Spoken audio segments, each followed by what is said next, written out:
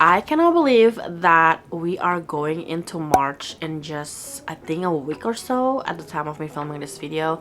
And again, it is time for me to pick up the books that I will read, hopefully, in March. I think I'm gonna go back into my 2026 TBR jar because I have just been kind of picking the books for February from the same set, but I didn't pick it from the jar, if that makes sense. So let's open this jar up. I think I will. That was kind of hard.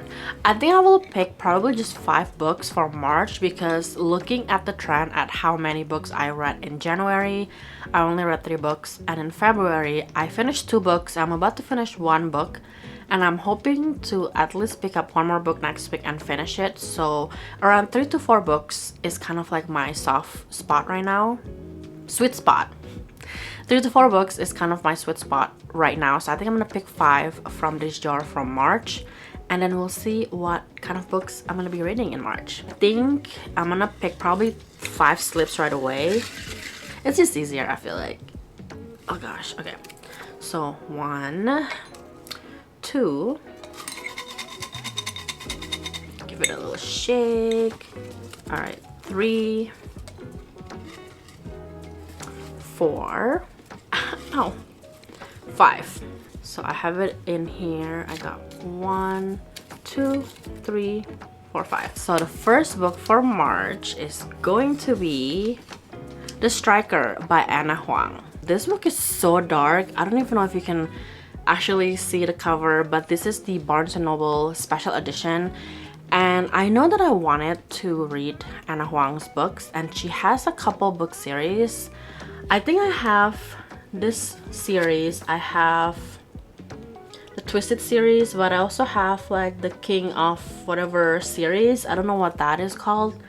I'm pretty sure I have all of the books in the series again, which is such a bad habit to do. Anyways, this one is a Striker. I think it is the first book out of a 3-book series, I want to say. This is another sports romance book, and I think this is soccer. It looks like it's a soccer player and maybe a ballerina. Asher is a living legend, the darling of the Premier League, the arguably greatest footballer in the world.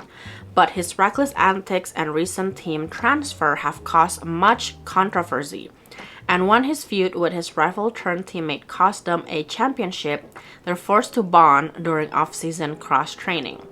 Surviving the summer shouldn't be hard until Asher meets their new trainer. She's beautiful, talented, and no matter how hard he tries, he cannot take his mind off of her.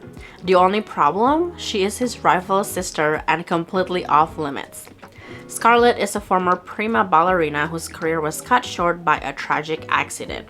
Now a teacher at a prestigious dance academy, but still haunted by the ghost of her past, the last thing she wants is to spend the summer cross-training Asher, of all people.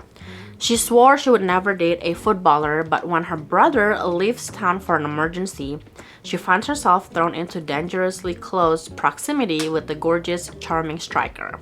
Training, she can deal with. But falling in love, that's out of the question, especially when he's the only person with the power to break her heart. I don't think I've actually ever read a romance with like a brother's rival trope, which is gonna be pretty interesting. So I cannot wait to read this book. Let me know if you guys have read it. This book is pretty thick. 577 pages. That is so long for a romance book. I'm hoping that this is gonna take me on an emotional roller coaster or something. I hope something fun would always be happening in this book because I started reading Mile High. That one is also a pretty long romance book, and I kind of soft DNF it at 60% because I got bored. So hopefully this will not bore me. The second one is going to be Magnolia Parks by Jessa Hastings. I actually already picked this for February, but I did not read it in February, so I think I'm going to keep this book for March. And I'm honestly super curious more than anything on why people love this book series so much. I technically have 1 more week to finish or start reading a book from my February TBR, but I think I will just skip this, so I will not pick this up until March, because now that I picked it for March, I guess I will just read it in March. Anyways, this one is about Magnolia Park, who is beautiful, affluent, self-involved, and mildly neurotic London socialite. And BJ Ballantyne is Britain's most notorious and photographed bad boy who broke her heart. But these two are meant to be, and everyone knows it. Magnolia and BJ are written in the stars, just suspended in a strange kind of love that looks like hurting each other a lot of the time. She dates other people to keep him at bay, he sleeps with other girls to get back at her for it, but at the end of trying to get over one another, it's still each other that they crawl back to. Finally, after years of this, their dysfunction is catching up with them, pulling at their seams and fraying the world they've built, but they're not ready to let go. Not yet, at least. As the cracks start to show and secrets begin to surface, Magnolia and BJ are forced to face the formidable question they've been avoiding all their lives. How many loves do you really get in a lifetime? Like I said, everybody is really like into and in love with the Magnolia Parks universe. And I know there have been some things about the author, but to be honest with you, I have bought, I think, book 1 through 4, maybe book 1 through 5 before finding out about the author, and I just want to read for myself. And also because I already have the physical book, might as well pick it up. And if you are a fan of the universe, let me know why and convince me to maybe read the whole book series. Third book for March.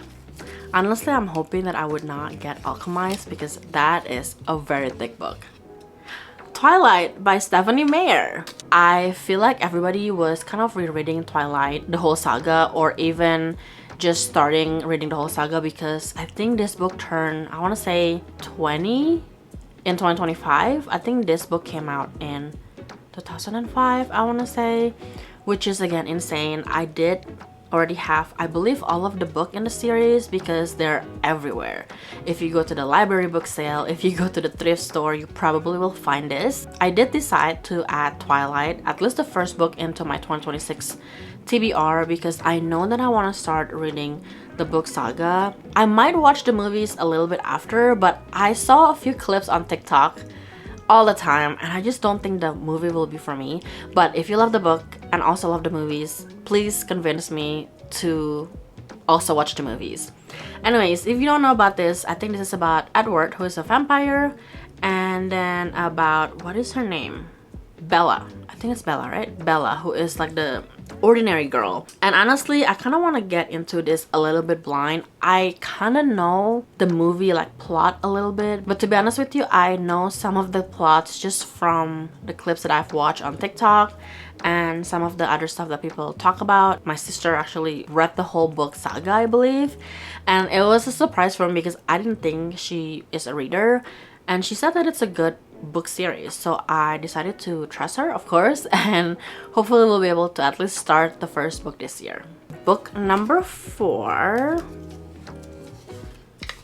Caraval by Stephanie Garber. This one I believe is a trilogy. I do have all of the 3 books already. The main reason why I purchased the Caraval book series because I did buy Once Upon a Broken Heart, and a lot of, well, not a lot of people, a couple people told me that I should definitely read Caraval first if I can and if I want to. I could jump into Once Upon a Broken Heart right away, but I feel like everything will make more sense if I start here. Honestly, I'm not really sure what this book is all about. In the back, it doesn't really have the synopsis, but it might be inside. Oh yeah, it is.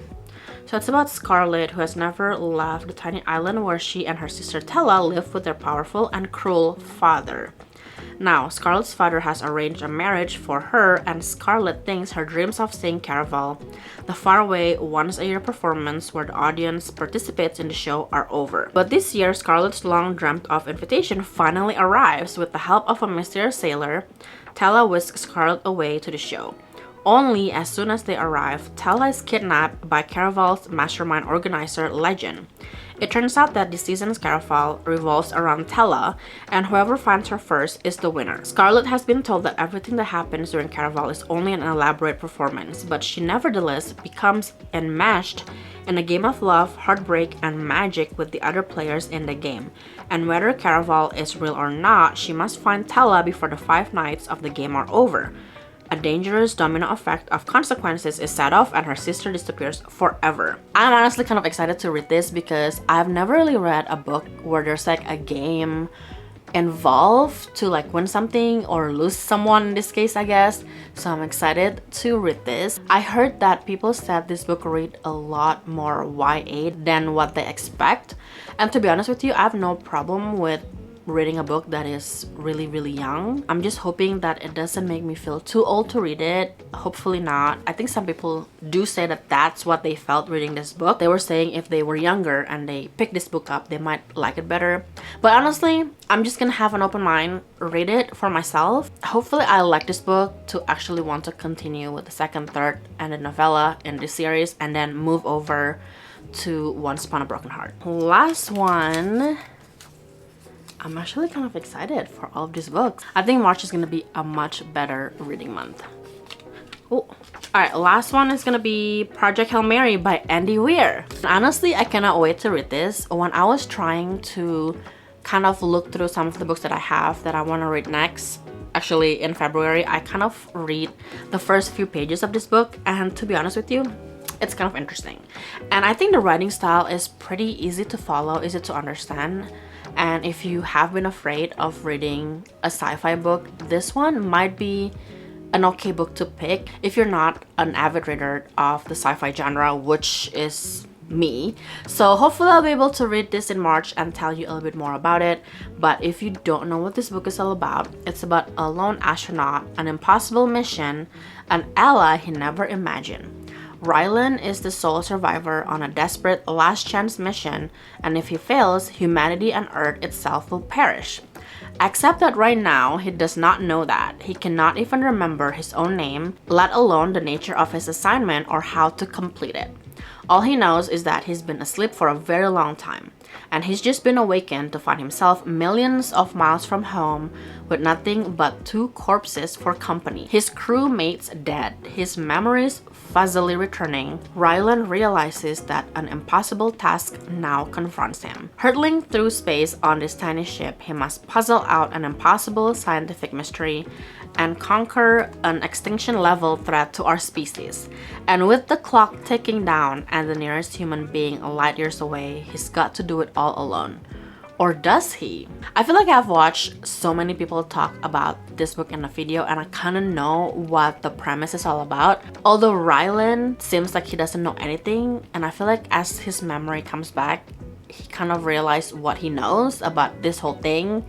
And like I said, I cannot wait to read this book. Hopefully I will like it. Like I said, I never really read any sci-fi book or anything like that, and I'm hoping that this is kind of like a, I don't know, the first book that will make me dive into sci-fi novels, and I cannot wait. So those are all of the 5 books that I'm going to read in March. I am excited for all of these choices. I'm hoping that I will be able to read all of these books in March. You have to come back in April to find out if I have read all of this or not. 5 books in a month should be pretty easy for me. Like I said, I have read 13 books before in a month, which is insane. I don't think I'll ever do that again. Maybe it's possible if I find all the good books all in like 1 month back to back.